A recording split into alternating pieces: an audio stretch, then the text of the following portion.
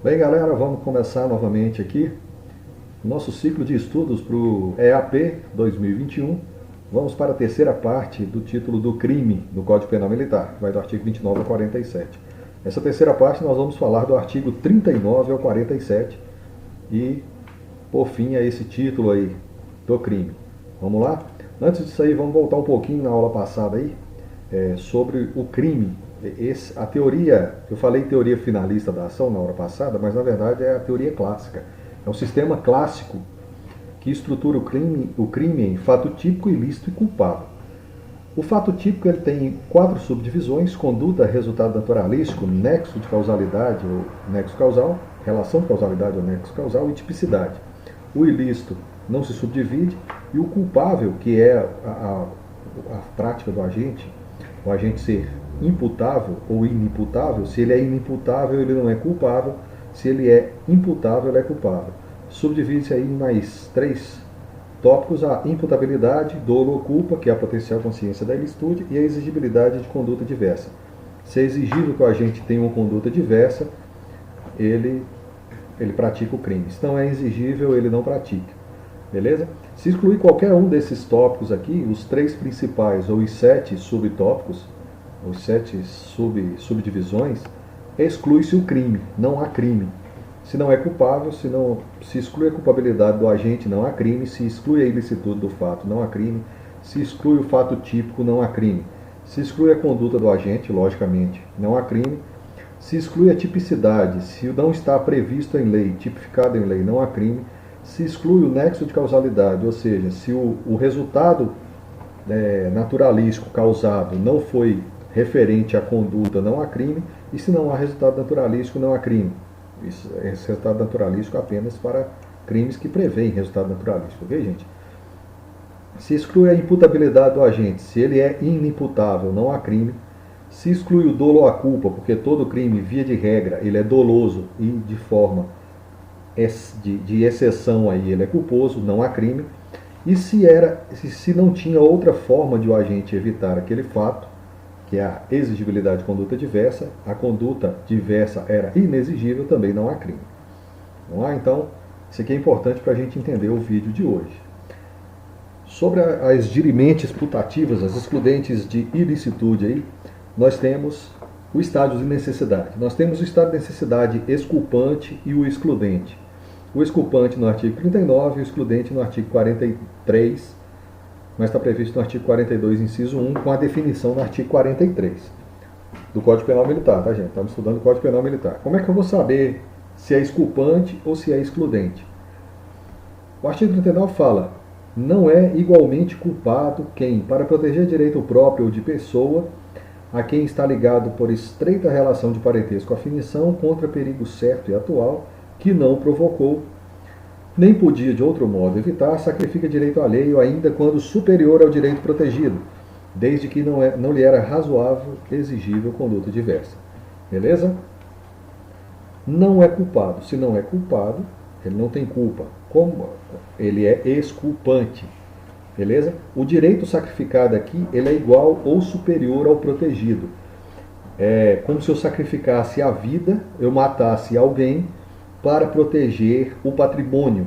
Eu matasse um bandido que está entrando na minha casa para proteger o meu patrimônio, a minha casa, a minha propriedade, beleza? A vida é o bem maior, o patrimônio está em segundo plano. Pelo menos no Código Penal comum, no Código Penal Militar, nós temos o dever militar como bem maior. E depois vem a vida e os demais bens jurídicos tutelados, aí, protegidos pelo direito. Beleza? E o excludente: não há crime. Se não há crime, ele exclui. Da mesma forma, para preservar direito seu ou alheio, seu ou de terceira pessoa, de perigo certo e atual,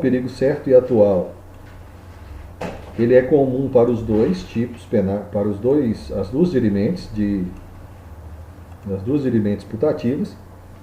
Não provocou, nem podia de outro modo evitar, também é igual. E o mal causado, dessa vez, ele é inferior ao sacrificado. Por exemplo, eu estou passeando com a minha filha, um cachorro vai atacar a minha filha, um cachorro muito violento aí, o Chihuahua, né, que é o ódio em pessoa, né, e para que esse cachorro não mate a minha filha, eu vou e mato esse cachorro. É bem esdrúxulo, tá, gente? É pra gente fixar mesmo. Eu mato o cachorro. O bem, a res, a propriedade, ele é um bem inferior à vida. Mesmo no Código Penal Militar isso acontece. Então eu estou sacrificando a propriedade, o cachorro, o animal. Ele é considerado propriedade pelo direito penal em prol da vida. Tranquilo? Aí é excludente, aí exclui o crime. Não tem culpa se o bem sacrificado é maior do que o bem protegido, e não tem crime se o bem sacrificado é menor que o bem protegido. Tranquilo até aí? Vamos para frente. A coação física ou material. Quando eu falei de coação irresistível no videozinho passado aí, eu esqueci de falar para vocês que nós temos dois tipos de coação. Nós temos a coação moral e a coação física ou material. Física ou material é a mesma coisa, ok? O artigo 40 fala o seguinte: nos crimes em que há violação do dever militar, o agente não pode invocar coação irresistível, senão quando física ou material. Ou seja, os crimes contra o dever militar, ele não aceita a alegação de coação irresistível moral para o cometimento desse crime. O que é a moral? A moral atinge o psicológico do agente, atinge o psicológico mesmo, a psique do coagido. Ele exclui a culpa do agente, exceto dos crimes militares, dos crimes de dever militar, que está no artigo 183 ao 204 do Código Penal. Isso aí não vai excluir, ele vai responder pelo crime normalmente se a coação for moral. O que é essa coação moral irresistível? Ocorre, por exemplo, naquele caso do sequestro do gerente de banco, que sequestra o gerente para que ele vá lá e abra o cofre do banco e traga o dinheiro para os sequestradores. Sequestra a família do gerente do banco. É uma coação moral irresistível. Ou você faz ou a gente mata a sua família. Então, moralmente, ele se sente coagido a ir lá e fazer isso para poder proteger a família dele. E a coação física ou material é aquele que atinge o físico da pessoa mesmo, a pessoa em si. Ele exclui a culpa do agente em qualquer hipótese, em qualquer crime. Tá? Não há essa exceção para os crimes de dever militar. É pegar a arma, colocar na cabeça da pessoa e obrigar a pessoa a realmente praticar o crime. Ok? Quem vai responder é quem está obrigando. É aquilo que eu falei no videozinho passado, o homem por trás. Beleza? Atenuação da pena.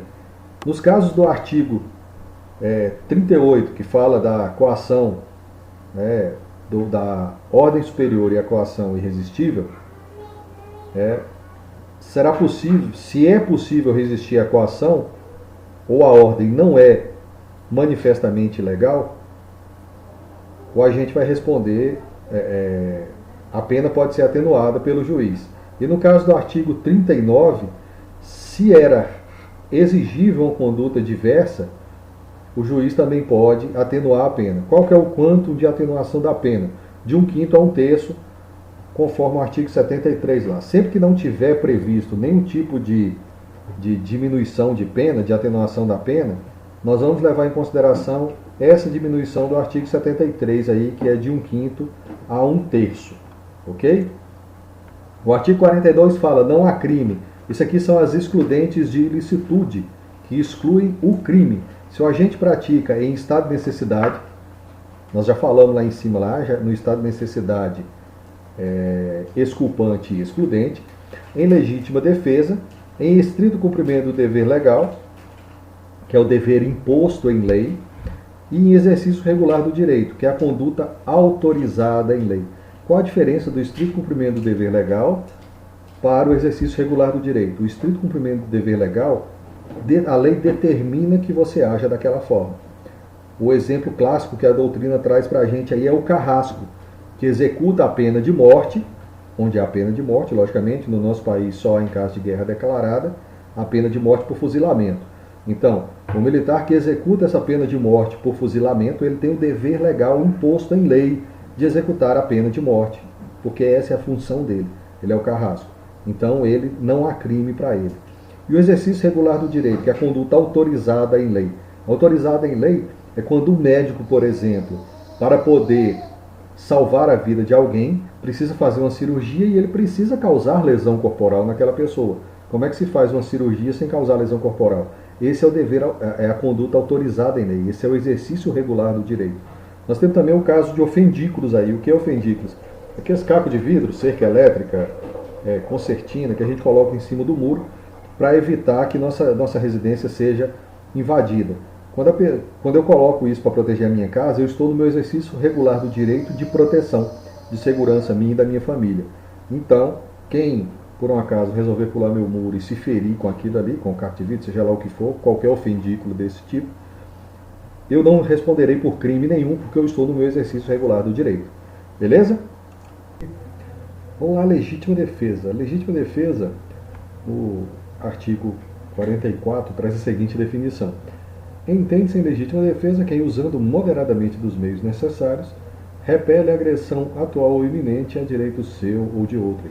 Ou seja, gente, a legítima defesa você tem que usar o que for estritamente necessário, apenas aquilo que for necessário para repelir a agressão, seja essa agressão atual ou iminente. E a agressão deve ser injusta também. Isso não quer dizer que eu não tenha provocado. Igual no estado de necessidade, eu não posso ter provocado a agressão.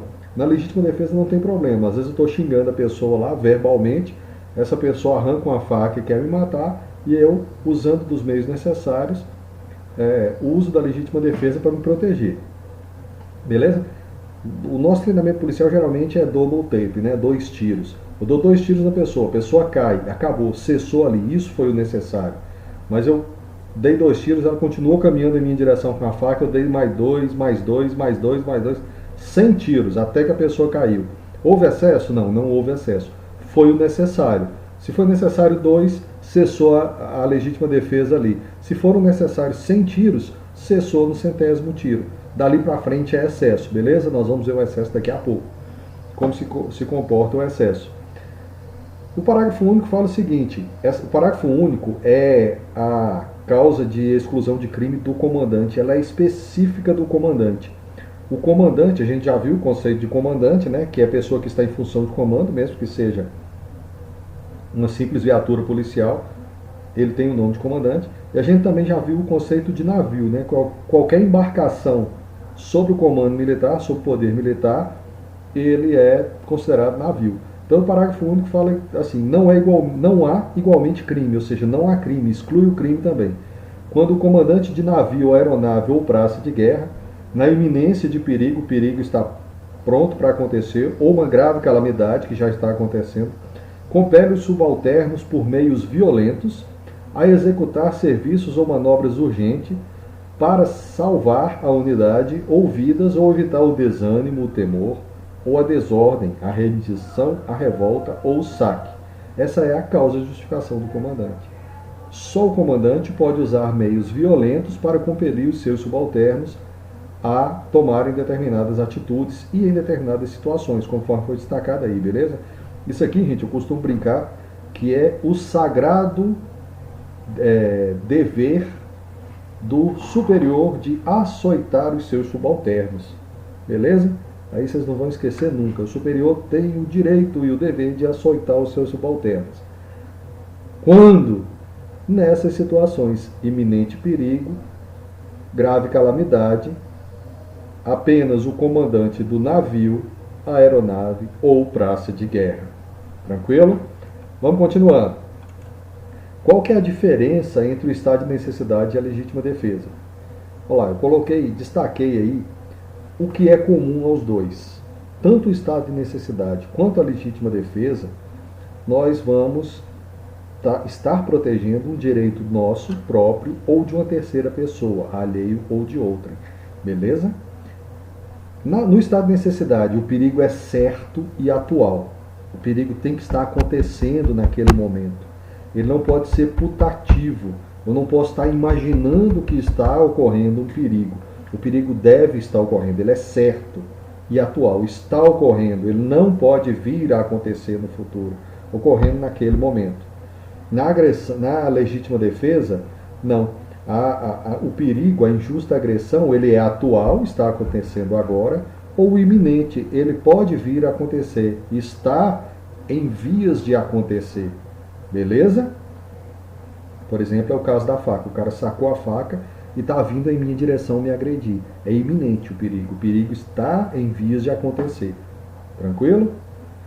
No estado de necessidade, não provocou. Você não pode ter provocado aquele perigo para utilizar da excludente de ilicitude de estado de necessidade. Na legítima defesa não existe essa prerrogativa de não provocar. Eu posso ter provocado a pessoa por outros meios, uma simples agressão verbal, e a pessoa desnecessariamente veio me agredir com uma agressão que possa causar morte, por exemplo. Não podia por outro meio evitar no estado de necessidade. Você não tinha outro meio nenhum de evitar. Vamos lá, o caso do Chihuahua lá, o ódio em pessoa. Tá lá, partiu para cima da minha bebezinha, tá mordendo ela, não tinha outro meio de eu evitar, eu chutava o cachorro, eu voltava, eu chutava e voltava, eu tive que torcer o pescoço da peste para parar de morder minha bebezinha. Não tinha como eu evitar. Outro meio. Na legítima defesa, é simplesmente para repelir a injusta agressão. E os meios são os necessários, como eu falei lá na definição de legítima defesa. Não existe também que eu tenha outro meio para evitar a legítima defesa. Eu até poderia ter outros meios, mas eu usei aquele meio foi o necessário que estava à minha disposição. Beleza? E no estado de necessidade, o agente não pode ser obrigado legalmente a suportar aquele perigo. O que é arrosto? Aí é o suportar, tá? Arrostar, suportar. O que é o agente obrigado a suportar aquele perigo? Por exemplo, o bombeiro que tem a obrigação de salvar, o policial militar que tem a obrigação de salvar vidas, o médico intensivista, esses tipos de profissões que têm a obrigação. Tranquilo? Vamos lá, espero que tenham entendido aí a diferença. Só a gente observar essas diferenças, aí a gente não erra estado de necessidade e legítima defesa. Beleza? O excesso culposo. O excesso culposo é o seguinte: quando não tem intenção de praticar aquele excesso. Você não tem intenção de praticar o excesso, você simplesmente pratica no calor das emoções ali. Você está numa troca de tiro para tudo quanto é lado, de repente o meliante lá cessou o tiro, ele caiu no chão, parou de atirar. Se vocês for olhar, ele estava com um revólver 38, daqui as 2 polegadas, 5 tiros, e tinha 4 na guarnição, a guarnição Rotan aí, vamos supor, e o cara tomou 60 tiros. É um excesso? Dependendo da situação, de como for analisada aí, vai ser considerado um excesso, mas é um excesso culposo, está no calor das emoções ali, você não sabe de onde está vindo tiro, está só escutando pipoco de tiro, você continua atirando até o cara parar de atirar. O cara parou de atirar, vocês pararam de atirar também. Beleza? Aí, em vez de ser excluída a atipicidade, responde culposamente por esse excesso. Os envolvidos vão responder pelo crime de homicídio culposo em vez de homicídio doloso. Tranquilo? O excesso excusável é aquele excesso desculpável. Excusável, desculpável. Inexcusável, indesculpável. Cuidado com essas 2 palavrinhas que elas estão sempre pegando a gente aí também. Não é punível o excesso quando resulta de excusável surpresa ou perturbação de ânimo. É aquela mesma situação, também pode ser a mesma situação aí. Você está ali no calor da ação e continua atirando, então você está numa perturbação de ânimo ali. Uma surpresa desculpável, você está ali manuseando seu armamento em casa, limpando seu armamento, tranquilo, tal, finalizando ali, de repente chega alguém lá e é um assalto, você já está com o armamento limpinho, prontinho para atirar e você meio está no cara, e era simplesmente um amigo seu querendo brincar com você. Não é igualmente culpável, porque, se bem que daí nesse caso não houve excesso, né? Seria um excesso nesse caso, talvez o mesmo caso aí dos militares, numa guarnição, cessou o tiro, de repente você escuta um outro tiro que vem de outro lugar completamente diferente, ou solta uma bombinha lá perto de você, vocês já tinham cessado, e de repente soltam um rojão lá perto e continua, começa o tiroteio de novo. E você meio transforma o carro do Pila lá numa peneira. É um excesso excusável. Você está ali no calor das emoções, tinha cessado as agressões, de repente você escuta mais um tiro, você sabe que não foi de seus companheiros, você imagina que veio daquele carro, daquele alvo, daquela zona quente lá. Beleza? Não é culpável quando o excesso é desculpável. É desculpável? Qualquer um. O que é desculpável? Qualquer um na mesma situação agiria da mesma forma. Tranquilo? E o excesso doloso? Mesmo o excesso sendo doloso, com a intenção de praticar aquele excesso, o juiz pode ainda atenuar a pena, reduzir a pena, mesmo o excesso sendo doloso. E quanto que vai reduzir? De 1/5 a 1/3. Beleza? Igual o artigo 73 lá. E não constituem fatos do crime aí. O que não constitui elementos do crime? Não pode ser considerado na tipificação da conduta, nem para qualificar, nem para atenuar a pena. Beleza? Se a qualidade de superior ou inferior do agente, se um não conhecia essa qualidade do outro, por exemplo, numa balada aí, um subordinado agride um superior, ou um superior agride um subordinado. Se nenhum dos dois conhecia essa condição de militar e de superior um do outro, não há nem que se falar em crime militar. Tá? Vai ser crime comum e não vai poder ser usado o crime de agressão inferior, agressão superior, para qualificar esse crime. Tranquilo? Nenhum dos dois conhecia. E se essa qualidade de superior, inferior, oficial de dia, de quarto, plantão, sentinela, quando a pessoa pratica uma repulsa à agressão. Essa repulsa à agressão aqui é quase uma legítima defesa. Tá? Você acabou de você está lá abordado pelo sentinela para não entrar no quartel e do nada o sentinela vai te dar um tiro, você tira no sentinela também e entra. Você não vai poder ser acusado de sobrepor a ordem de sentinela para poder agravar o seu crime, porque foi em repulsa a uma agressão. O sentinela te agrediu antes e você só repeliu essa agressão. Da mesma forma como superior, inferior, alguma coisa do tipo.